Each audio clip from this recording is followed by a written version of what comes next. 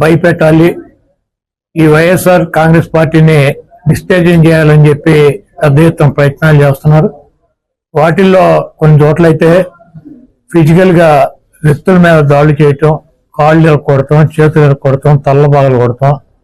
అదేవిధంగా ఈ గ్రామాల్లో కానీ ఇక్కడ కానీ మీరు ఉండకూడదని చెప్పి వార్నింగ్లు ఇవ్వటం అనేక రకాలుగా చేస్తున్నారు. వీటికి ప్రత్యక్ష సాక్షులు పోలీసులు దగ్గర ఉండి వాళ్ళు కొడతాంటే వీళ్ళు చూస్తూ నిలబడి ఎంజాయ్ చేస్తున్నారు.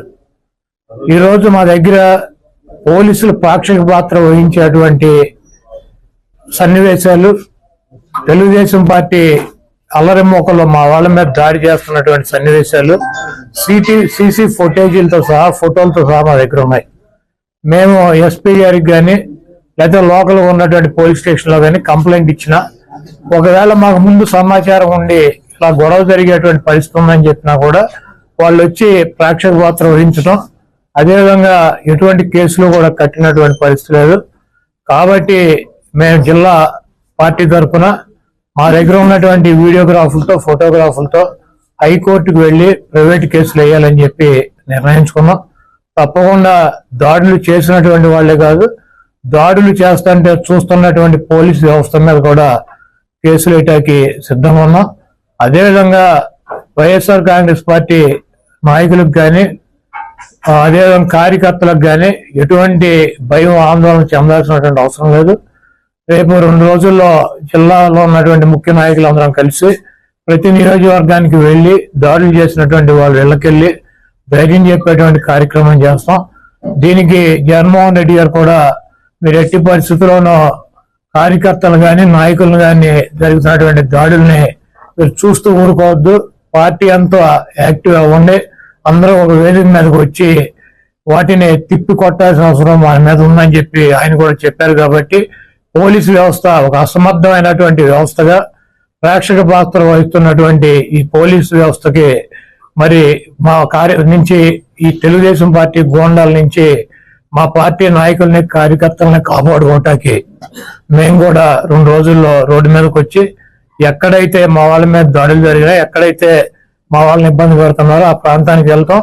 ఆ కాన్స్టిట్యున్సీకి కానీ, ఆ జిల్లాకు కానీ సంబంధించినటువంటి నాయకులందరూ కూడా పాల్గొంటారు. ఆ నియోజకవర్గంలో ఉన్నటువంటి లీడర్స్ కానీ, కార్యకర్తలు కూడా పాల్గొంటారు. తప్పకుండా లా అండ్ ఆర్డర్ ఇష్యూస్ కనుక వస్తే దానికి పోలీస్ వ్యవస్థే బాధ్యత. అంటే ఇప్పుడు సోషల్ మీడియాలో మాట్లాడేది ఎలా ఉందంటే ఏదో వాక్ స్వతంత్రం ఉంది కదా అని నోటుకొచ్చినట్టు ఎక్కడ పడితే అక్కడ చాలా వల్గర్ గా మాట్లాడడం, అది కూడా కొంత అవతల వాళ్ళ మనోభావాలు దెబ్బతీసేటట్టుగా మాట్లాడడం, ఇవన్నీ కూడా చూస్తున్నాం. మీరు అబ్జర్వ్ చేసే ఉన్నారు, లాస్ట్ టైం ఉన్న గవర్నమెంట్లో ఇంట్లో ఆడవాళ్ళని కూడా బయటకు తీసుకొచ్చి మాట్లాడిన సందర్భాలు కూడా ఉన్నాయి. ముఖ్యంగా వాటి విషయంలో కోర్టులు ఇన్వాల్వ్ అయినా జడ్జెస్ గురించి కూడా మాట్లాడిన సందర్భాలు ఉన్నాయి. అంటే వాళ్ళు ఏమనుకుంటున్నారంటే సోషల్ మీడియా అంటే నా పెన్ను, నా పేపరు, నాకు నచ్చింది రాసుకుంటాను అంటారు. కానీ నీకు నచ్చింది రాసుకుంటే నువ్వు ఇంట్లో బీరోలో పెట్టుకోవాలి, అంతేగాని పబ్లిక్ డొమైన్లో పెడితే అది పబ్లిక్ అవుతుంది. కాబట్టి అటువంటి విషయాలు కంపల్సరీ కోర్టు, లాయర్ డిపార్ట్మెంట్ లీగల్గా కూడా దాని మీద నేను ఒకసారి చూసుకుంటాను, మాట్లాడతాను. నేను ఒకటి మాత్రం చెప్పగలండి, ఏదో అనుకోవచ్చు అనిత హోమ్ మినిస్ట్రీకి వచ్చింది, అమ్మాయికి ఏం తెలుసు. నిజంగానే హోమ్ మినిస్ట్రీలో నాకు ఓనమాలంటే ఇప్పటికిప్పుడు నేర్చుకుంటున్నా, ఇంకా నేర్చుకుంటా. యాజ్ పర్ లానే వెళ్తాం, ఎక్కడ కూడా డీవియేషన్ అనేది ఉండదు. ఎవరైతే తప్పు చేశారో తప్పు చేసిన వాళ్ళకి ఎట్టి పరిస్థితుల్లోనే శిక్ష మాత్రం పడుద్ది. అందులో ఎప్పుడో మేము చాలా రోజులైపోయింది మా మీద కేసులు పెట్టేసి మేము బెయిల్స్ మీద బయటకు వచ్చేసాం అనడానికి కూడా లేదు. ఆల్రెడీ బెయిల్ మీద బయటకు వెళ్ళిపోయిన వాళ్ళని కూడా తీసుకొచ్చి మళ్ళీ కేసులు ఓపెన్ చేసే పరిస్థితులు కూడా చాలా ఉన్నాయి, వాళ్ళు అదే రకంగా ఉంటాయి కనుక. సో అలాంటి సిచ్యువేషన్స్లో ఎక్కడా కూడా లా అండ్ ఆర్డర్ విషయంలో కాంప్రమైజ్ అయ్యే ప్రసక్తే లేదు.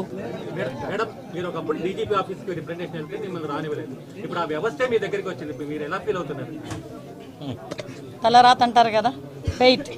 ఒకటేంటంటే అలాగని కాదు, నేను చాలా సందర్భాల్లో చెప్పాను, నేను ఇప్పటికే చెప్తున్నా, డీజీపీ ఆఫీస్కి వచ్చినప్పుడు వాళ్ళు ఎంటర్ చేసి ఒక రిప్రజెంటేషన్ తీసుకుని ఉంటే మహా అయితే పేపర్లో ఎంత కోలం పడేది. మీరు అక్కడ ఆపి నానా యాగి చేసిన తర్వాత ఆటోమేటిక్గా అవుతుంది, ఫ్రంట్ పేజ్లోకి వస్తుంది. అంత అవసరమే ఉంది. మీరు తీసుకెళ్ళిన తర్వాత మీరు చేయాలా చేయలేదా బుట్టదాకలు పడేస్తారు తర్వాత విషయం. ముందు ఒక పబ్లిక్ రిప్రజెంటేటివ్ వచ్చినప్పుడు కానీ, పబ్లిక్ వచ్చినప్పుడు కానీ ప్రతి ఆఫీసరు కూడా అది ఏంటి అన్నది రిసీవ్ చేసుకోవాలి. మీకు తెలియదు, లాస్ట్ 5 yearsలో కలెక్టర్ దగ్గరికి వెళ్దామంటే కలెక్టర్ కనిపించేవాడు కాదు, సిపి దగ్గరికి వెళ్దామంటే సిపి కనిపించేవారు కాదు. అంటే వాళ్ళు నేను తప్పు పట్టట్లే, బయట నుంచి వాళ్ళకి వచ్చే ఆర్డర్స్ అలాంటివి. హోమ్ డిపార్ట్మెంట్ని అన్ని డిపార్ట్మెంట్ని ఒక మనిషి గుప్పెట్లో పెట్టుకున్నాడు. అందువల్ల వాళ్ళకి కూడా ఫ్రీ హ్యాండ్ లేదు. నేను లిటరల్లీ నేను డిపార్ట్మెంట్ వాళ్ళని కూడా నేను తప్పు పట్టట్లే. వాళ్ళు కూడా పై అధికారులు ఏం చెప్తారో అది చేయాలి తప్పించి వాళ్ళు ఇండివిజువల్గా చేసే పరిస్థితి లాస్ట్ 5 yearsలో లేదు. ఎంత దారుణం అంటే నేమ్ బోర్డు అనేది వాళ్ళకి ఇచ్చే ప్రైడ్. మీరు పెట్టుకోగలరా నేమ్ బోర్డు? నేను పెట్టుకోగలనా నేమ్ బోర్డు గుండ్ల మీద? అది ఓన్లీ పోలీస్ డిపార్ట్మెంట్కి ఒకరికే సాధ్యం. ఐపీఎస్ఓ లేకపోతే ఏఎస్పీఓ డిఎస్పీఓ ఏసీపీఓ డీసీపీఓ whatever it may be, ఆ భుజాలు ఆ గుండ్ల మీద నేమ్ బోర్డు పెట్టుకుని ధైర్యంగా పనిచేసే రోజు పోలీసులకి రావాలని కోరుకుంటున్నాను. ఇప్పుడు వచ్చిందని కూడా నేను భావిస్తున్నా. Last 5 years without name plate, ఎవరు పోలీసో తెలియదు, ఎవడు బయట నుంచి వచ్చి డ్రెస్ వేసుకుని తిరుగుతున్నాడో తెలియదు. సో అటువంటి సిచ్యువేషన్స్ అయితే ఇంక జరుగు. 100 days యాక్షన్ ప్లాన్ ఇప్పుడే డీసీ గారు నాకు తీసుకొచ్చి ఇచ్చారు. ఒకసారి దీని మీద నేను కూడా చదివి ఒకసారి ఇంకా ఏదైనా మాట్లాడాలనుకుంటే కనుక నేను పై ఆఫీషియల్స్తోని, అదేవిధంగా దీనికి రిలేటెడ్గా డ్రగ్స్ రిలేటెడ్గా ఉన్న శాఖలు చాలా ఉన్నాయి. ఇప్పుడు ఫర్ ఎగ్జాంపుల్ డీఅడిక్షన్ సెంటర్స్ ఉంటాయి, డిపార్ట్మెంట్ ఆఫ్ హెల్త్, అదేవిధంగా మనకి ఫారెస్ట్ డిపార్ట్మెంట్తో మాట్లాడాలి, ఎక్సైజ్ డిపార్ట్మెంట్ వాళ్ళతో మాట్లాడాలి. ఇలాంటి అన్ని డిపార్ట్మెంట్స్తోని కూడా ఒకసారి మాట్లాడి కూలంకషంగా ఉండి ఒకటైతే క్లియర్, ఈ 100 days ప్లాన్లో కంపల్సరీగా గంజాయి డ్రగ్స్ రవాణా అన్నది మ్యాక్సిమం తగ్గిస్తాం. దాని మీదే మేమందరం కూడా వర్కౌట్ చేస్తాం. లాస్ట్ గవర్నమెంట్ లో చంద్రబాబు గారి మీద, తర్వాత చాలా మంది టీడీపీ లీడర్ల మీద కేసులు పెట్టారు. సిఐడికి అంటే సిట్ అంటే వాటి మీద మళ్ళీ మీరు రివ్యూ చేస్తారా? వాటి మీద కేసులు ఎత్తేస్తారా? ఎందుకు కేసులు ఎత్తాలి? దేనికి కేసులు ఎత్తాలి? ఈరోజు తెలుగుదేశం పార్టీ ఆఫీస్ మీద దాడి జరిగింది. ఈరోజు ఆ దాడి జరిగిన ఇష్యూ గురించి ఎంతవరకు వచ్చింది ఏంటన్నది మేము కూడా తెలుసుకోవాలి. చాలామంది చంద్రయ్యని పేక్ కోసి చంపారు. ఇంకా చాలామంది విషయాలు చాలా అన్యాయాలు జరిగినాయి. అలాగని తెలుగుదేశం పార్టీ వాళ్ళ మీద కాదండి, మామూలు నార్మల్ పబ్లిక్ మీద కూడా అక్రమంగా కేసులు బనాయించిన వాళ్ళు చాలామంది ఉన్నారు, బాధితులు చాలామంది ఉన్నారు. అవే కాకుండా ఎవరైతే వాళ్ళ తాలూకు అవినీతికి బలైపోయారో, వాళ్ళ తాలూకు అక్రమాలకి బలైపోయారో వాళ్ళు కనుక వచ్చి మా కేసు రీఓపెన్ చేయండి, మా కేసు మళ్ళీ చెప్పండి అంటే కనుక డెఫినెట్గా మేము ఆ కేసు రీఓపెన్ చేస్తాము. మళ్ళీ రీఎంక్వైరీ చేసి వాళ్ళకి బాధితులు ఎవరైతే ఉన్నారో వాళ్ళకి న్యాయం చేసేటట్టు చేస్తాం.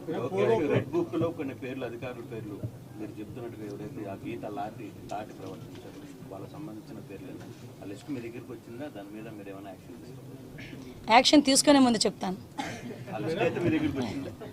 యాక్షన్ తీసుకునే ముందు చెప్తా. హోమ్ మినిస్టర్స్ అందరూ కూడా ముఖ్యమంత్రి చేతిలో కీలుబొమ్మలాగా వ్యవహరించారని ఆరోపణలు ఉన్నాయి. పక్కన పెట్టారు. ఈసారి మీ మాకు హోమ్ మినిస్టర్ ఎలా ఉండదు? నేను హోమ్ మినిస్టర్గా ఛార్జ్ తీసుకోక ముందే నేను కూర్చొని ఫీల్డ్ మీదకి వచ్చానంటేనే చంద్రబాబు నాయుడు గారు కానీ లోకేష్ గారు కానీ వెనకాతల నుంచి నన్ను ఎంత ఎంకరేజ్ చేస్తున్నారు, ఫ్రీ హ్యాండ్ ఎంత ఇచ్చారన్నది మీకు అర్థం అవ్వాలి.